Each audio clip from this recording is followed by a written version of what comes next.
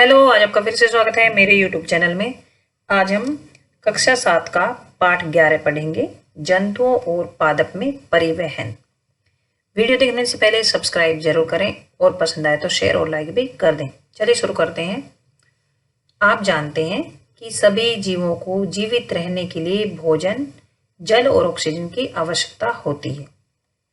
उन्हें इन सभी पदार्थों को अपने शरीर के विभिन्न अंगों तक पहुंचाना होता है। मतलब जो ये भोजन है, जल है और ऑक्सीजन है, इन सभी पदार्थों को शरीर के विभिन्न अंगों तक पहुंचाना होता है। साथ ही जंतुओं को उन अंगों में उत्पन्न अपशिष्ट पदार्थों का परिवहन उस स्थान तक करना होता है जहां से उन्हें बाहर निकाला जा सके। मतलब जो भोजन है, जल है और ऑक्सीजन है, पहले तो इन सभी पदार्थों को शरीर के सारे भागों तक पहुंचाना होता है। उसके बाद इसका कुछ हिस्सा तो हमारे शरीर को के लिए उपयोगी होता है और कुछ भाग ऐसा होता है भोजन का, जल का और ऑक्सीजन का, जो वेस्ट होता है, अपशिष्ट होता है। तो जो अपशिष्ट पदार्थ है उसका परिवहन वहां तक करना होता है, मतलब उन अंगों तक करना होता है जहां से उन्हें बाहर निकाला जा सके। तो यह सब क्या होता है? परिवहन होता है। क्या आप जानते हैं यह सब कैसे संभव होता है? अब यह सब कैसे संभव होता है? पहले खाना खाया जाता है और अपशिष्ट पदार्थों को अलग किया जाता है। तो चित्र 11.1 में देखिए, क्या आपको हृदय और रक्त वाहिनियां दिखाई दे रही हैं? देखिए, यह हृदय, यह वाला हृदय, और ये नीली और ये लाल लाल जो रंग की दिखाई दे रही है, ये रक्त वाहिनियां हैं। जो नीले रंग की है ये शिराएं कहते हैं इन्हें, और जो लाल रंग के इन्हें धमनी कहते हैं। हृदय और रक्त वाहिनियां संयुक्त रूप से हमारे शरीर का परिसंचरण तंत्र बनाती हैं। अब देखिए क्या क्या, एक तो हृदय और रक्त वाहिनियां, इन दोनों को मिलाकर हमारे शरीर का तंत्र बनता है जिसे परिसंचरण तंत्र कहा जाता है। इस अध्याय में हम पादप और जंतुओं के पदार्थों के परिवहन के बारे में अध्ययन करेंगे। पौधे होते हैं वो, और जो जंतु होते हैं उनमें पदार्थों का परिवहन कैसे होता है, इसके बारे में हम पढ़ेंगे। तो सबसे पहले पढ़ेंगे हम परिसंचरण तंत्र के बारे में। परिसंचरण तंत्र में क्या क्या आएगा? एक तो हृदय के बारे में पढ़ेंगे और पढ़ेंगे हम रक्त वाहिनियों के बारे में। देखिए, यहाँ पढ़ा था हमने परिसंचरण तंत्र क्या होता है। अब हम शुरू करते हैं रक्त से। पहले हम रक्त के बारे में पढ़ेंगे। जब आपके शरीर का कोई भाग कट जाता है तो क्या होता है? खून बहने लग जाता है या फिर रक्त बहने लग जाता है। रक्त या रुधिर खून को ही कहते हैं। लेकिन रक्त क्या है? रक्त मतलब क्या होता है? खून क्या होता है? रक्त वह तरल पदार्थ है या द्रव है जो रक्त वाहिनियों में प्रभावित होता है। ये जो रक्त वाहिनियां हैं, इनमें द्रव जो है बहता है, उसे रक्त कहते हैं, खून कहते हैं। यह क्या करता है? आप ध्यान से सुनेंगे, बहुत इंपॉर्टेंट चैप्टर है ये।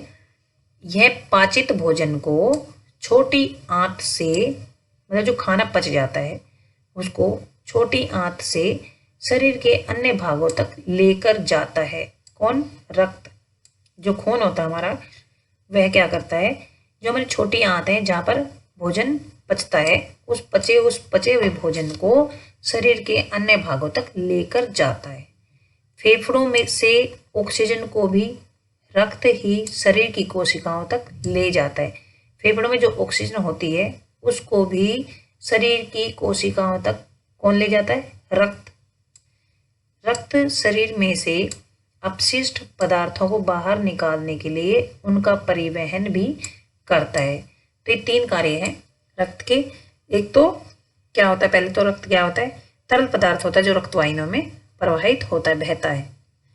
यह क्या करता है? पाचित भोजन को छोटी आंत से पूरे शरीर के अन्य भागों तक ले जाता है, और फेफड़ों से ऑक्सीजन को भी रक्त शरीर की कोशिकाओं तक ले जाता है। तीसरा क्या है? रक्त शरीर में से अपशिष्ट पदार्थों को बाहर निकालने के लिए उनका परिवहन भी करता है। जो अपशिष्ट पदार्थ होते हैं जो हमारे शरीर के लिए हानिकारक होते हैं, उन पदार्थों को बाहर निकालने में भी उनका परिवहन करता है। वह सभी अंगों से इस वेस्ट जो अपशिष्ट पदार्थ है उसको लेकर आता है और उसको बाहर निकालने में इसमें परिवहन करता है। अब है रक्त विभिन्न पदार्थों को किस प्रकार ले जाता है। अब ये जो रक्त है ये इतना परिवहन करता है तो ये कैसे करता है, किस प्रकार से ये ले जाता है विभिन्न पदार्थों को। रक्त एक तरल से बना होता है जिसे प्लाज्मा कहते हैं। रक्त में आपने देखा होगा कि पानी पानी सा होता है, उसे प्लाज्मा कहते हैं, जिसमें विभिन्न प्रकार की कोशिकाएं रहती हैं। इसमें क्या होते हैं, रक्त में विभिन्न प्रकार की कोशिकाएं होती हैं प्लाज्मा में। रक्त में एक प्रकार की कोशिकाएं लाल रक्त कोशिकाएं होती हैं, जिनमें एक लाल वर्णक होता है जिसे हीमोग्लोबिन कहते हैं। देखिए रक्त में लाल लाल रंग भी होता है, तो जो लाल रक्त कोशिकाएं हैं उनके कारण उसका लाल रंग होता है, और जो लाल रक्त कोशिकाएं हैं उनमें एक लाल रंग का वर्णक होता है। मतलब लाल रक्त कोशिकाओं में ऐसा क्या होता है जिससे वो लाल होती हैं, उसमें हीमोग्लोबिन नामक एक वर्णक होता है। हीमोग्लोबिन के कारण लाल रक्त कोशिकाएं वो लाल होती हैं। तो हीमोग्लोबिन कहाँ पाया जाता है, लाल रक्त कोशिकाओं में। लाल रक्त कोशिकाएं किसमें पाई जाती है, रक्त में। हीमोग्लोबिन ऑक्सीजन को अपने साथ संयुक्त करके शरीर के सभी अंगों में और अंततः सभी कोशिकाओं तक परिवहन करता है। तो ये जो हीमोग्लोबिन होता है यही क्या करता है, ऑक्सीजन को अपने साथ मिक्स करके शरीर के सभी अंगों में और लास्ट में सभी कोशिकाओं तक परिवहन करता है। हीमोग्लोबिन की कमी होने पर शरीर की सभी कोशिकाओं को कुशलता पूर्वक ऑक्सीजन प्रदान करना कठिन हो जाता है। अगर हीमोग्लोबिन की कमी हो जाए तो जो कोशिकाएं होती हैं हमारे शरीर में उनको ऑक्सीजन प्राप्त नहीं होगी। हीमोग्लोबिन की उपस्थिति के कारण ही रक्त का रंग लाल होता है, या याद रखेंगे, रक्त का रंग लाल हीमोग्लोबिन के कारण ही होता है। रक्त में अन्य प्रकार की कोशिकाएं भी होती हैं जिन्हें श्वेत रक्त कोशिकाएं कहते हैं। ये कोशिकाएं उन रोगाणुओं को नष्ट करती हैं जो हमारे शरीर में प्रवेश कर जाते हैं। देखिए दूसरी कोशिकाएं जो खून में होती हैं वे कौन सी होती हैं, श्वेत रक्त कोशिकाएं। श्वेत का अर्थ होता है वाइट, तो इसको वाइट ब्लड सेल बोलते हैं। ये कोशिकाएं क्या करती हैं, उन रोगाणुओं को नष्ट करती हैं जो हमारे शरीर में प्रवेश कर जाते हैं। कुछ रोगाणु जो है वो हमारे शरीर में प्रवेश कर जाते हैं, तो ये जो वाइट ब्लड सेल हैं ये उनको खत्म कर देती हैं। बूझो खेलते समय गिर गया और उसके घुटने में चोट लग गई। कटे हुए स्थान से रक्त बह रहा था, कटे हुए स्थान से क्या हो रहा था, रक्त बह रहा था। तो रक्त बहने से फिर क्या हुआ, जो है रक्त का बहना थोड़ी देर में उसने क्या किया, वहाँ पर कुछ समय बाद रक्त बहना अपने आप ही बंद हो जाता। उसने हाथ लगा लिया था तो जो खून है वो बहना बंद हो जाता। तो ऐसा क्यों हो जाता है, वह देखता है कि उसकी जगह कटने के स्थान पर एक गहरे लाल रंग का थक्का जम जाता है। ये कटने के स्थान पर गहरे लाल रंग का थक्का जम जाता है। तो ये गहरे लाल रंग का थक्का क्यों जम जाता है, यह देखकर बूझो कुछ परेशान हो गया है। रक्त का थक्का बन जाना उसमें एक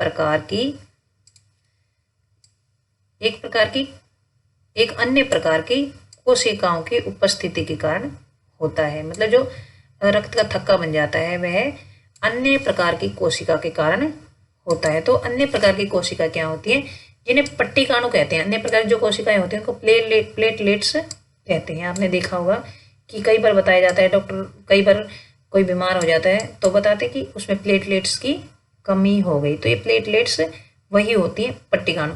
अगर ये प्लेटलेट्स नहीं होंगी तो रक्त बहता रहेगा और बहता रहेगा, उसमें जहाँ पर चोट लगी है वहाँ पर कोई थक्का नहीं बनेगा और रक्त ऐसे ही बह जाएगा और हमारे शरीर में रक्त की कमी हो जाती है। तो यहाँ तक हमने पढ़ा है। अब हमने इसमें पढ़ा क्या क्या है, एक तो पढ़ा हमने रेड ब्लड सेल, लाल रक्त कोशिकाएं जिनमें हीमोग्लोबिन होता है, हीमोग्लोबिन के कारण ही रक्त का लाल रंग होता है। दूसरा पढ़ा है श्वेत रक्त कोशिकाएं जो कि सफ़ेद रंग की होती हैं और जी क्या काम करती हैं, रोगाणुओं को नष्ट करती है जो हमारे शरीर में प्रवेश कर जाते हैं। तीसरा क्या होता है, पट्टिकाणु रक्त में पट्टिकाणु या प्लेटलेट्स होती हैं जिनसे रक्त का थक्का बन जाता है और रक्त बहना बंद हो जाता है। तो नेक्स्ट वीडियो में हम पढ़ेंगे रक्त वाहिनियाँ। तब तक के लिए धन्यवाद। अगर पसंद आए तो शेयर जरूर करें।